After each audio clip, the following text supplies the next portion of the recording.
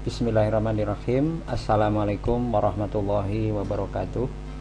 Pada kuliah sinematografi kali ini kita akan bahas tentang frame. Frame itu terjemahnya bingkai atau kerangka. Saya sendiri sering menggunakan istilah bukan the frame tapi framing, ya. Jadi melakukan framing itu. Apa itu kerangka atau bingkai atau frame itu?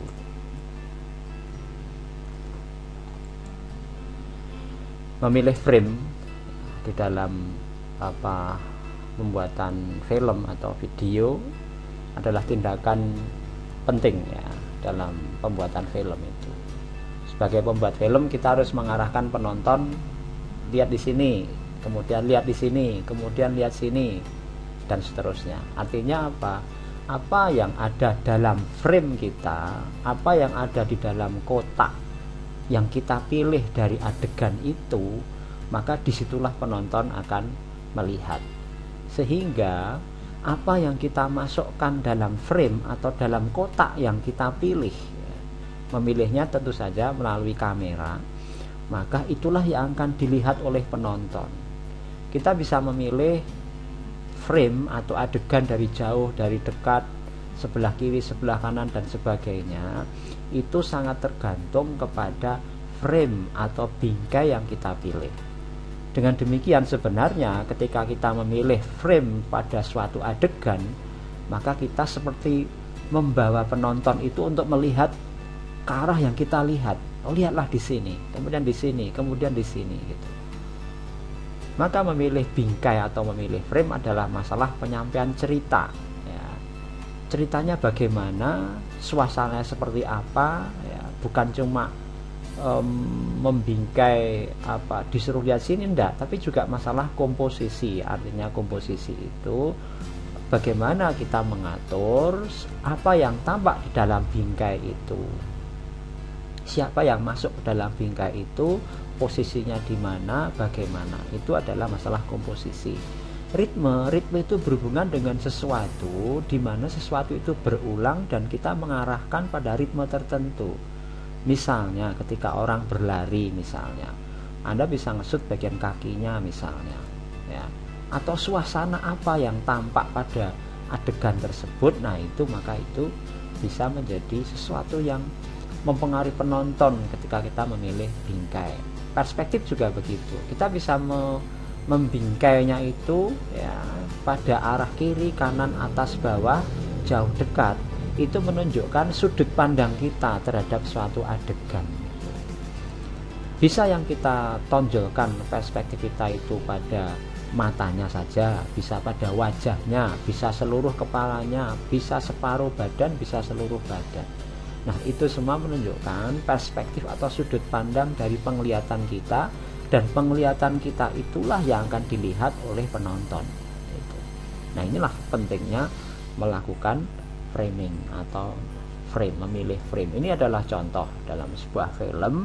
Ini ada orang yang di atas kursi, ya, di depannya ada meja dan beberapa pekerjaan menumpuk, sedang mengangkat telepon gitu ya.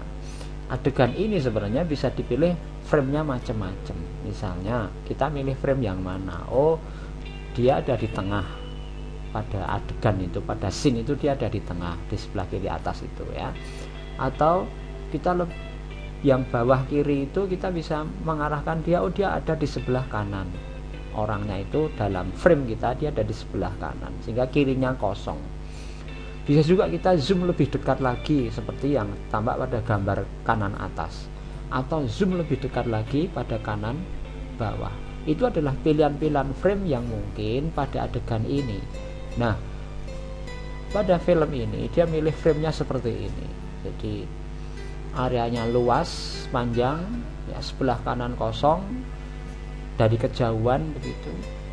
Sehingga dia tampak di situ benda yang meja, kursi dan orang itu sesuatu yang kecil saja di sekitarnya kosong.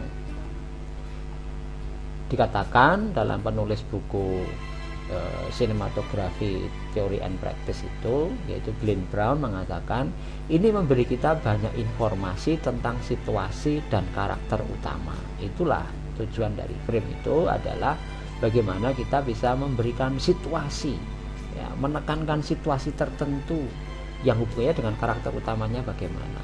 Pada frame ini, pada adegan ini terlihat dia terisolasi, artinya dia sendirian, terasing dari sebagian besar dunia.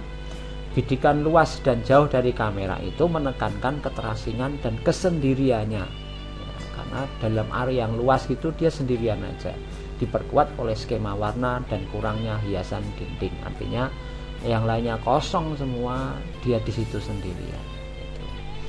Akhirnya ruang negatif di sebelah kanan, artinya ruang kosong di sebelah kanan itu tidak hanya berperan dalam isolasi dan kesepian, tetapi juga kemungkinan sesuatu akan terjadi. Ketika kita membuat adegan seperti ini, maka sangat kemungkinan terjadi penonton akan mengharapkan ada sesuatu yang datang dari arah kanan, dari arah kosong di sini, akan terjadi apa dari situ gitu.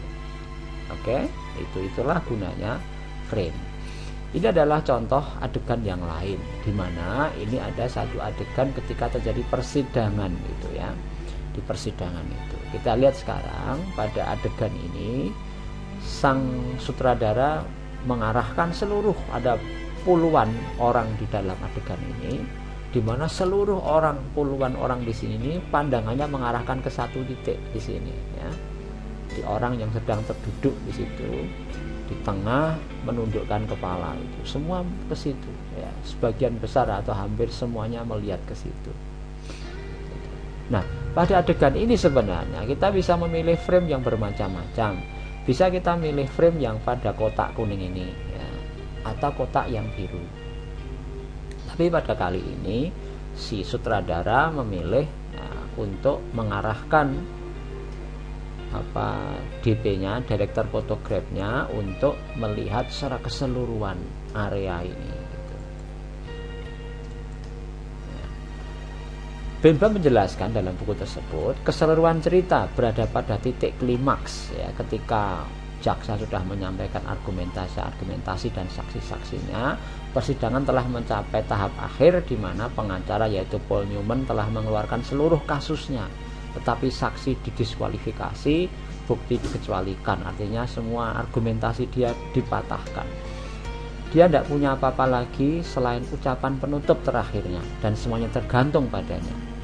Meskipun ruang sidang penuh sesak, dia dikelilingi oleh ruang kosong. Walaupun orang di sini itu penuh, tapi nggak ada yang mendukung dia, sehingga dia sendirian, terisolasi dan sendirian secara visual. Orang melihat ke dia semua, tapi nggak ada yang mendukung dia. Ini mencerminkan situasinya, dia benar-benar sendirian pada saat ini. Garis-garis perspektif yang kuat memotongnya dan mengarahkan mata terus ke punggung dia, ke arah dia maksudnya. Ada garis-garis perspektif apa? Garis-garis meja dan kursi di sini ya. Oke. Semua memandang ke dia, sehingga walaupun banyak orang, dia terasa sendirian di situ. Sendirian dengan masalahnya sendiri, terkucil dari semua orang karena dia sendirian harus menghadapi masalahnya itu sendiri. Nah, jika framenya seperti ini, apa yang terjadi? Bisa berbeda ya. Jika framenya seperti ini, perspektifnya bisa berbeda, kesan yang muncul pada penonton bisa berbeda. Apa pendapat Anda kira-kira kalau perspektifnya seperti ini?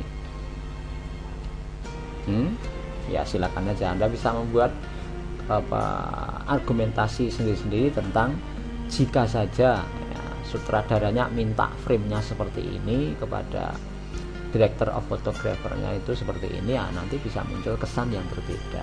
Otomatis di sini mesti terjalin hubungan antara Paul Newman ini, sang pengacara ini, dengan wanita di belakangnya ini. Oke. Nah, itu akan menimbulkan kesan perspektif yang berbeda dengan ketika dia memilih seperti ini framingnya. Oke. Itu kira-kira kuliah tentang frame di dalam sinematografi yang sangat penting sekali, karena disitulah sutradara menentukan membawa kemana penonton melihat, dan melalui perspektif sudut pandang mana penonton diarahkan untuk melihat adegan tersebut. Ketika kita membuat frame yang berbeda, bisa menimbulkan kesan yang berbeda terhadap adegan tersebut pada penontonnya. Demikian, terima kasih. Assalamualaikum warahmatullahi wabarakatuh.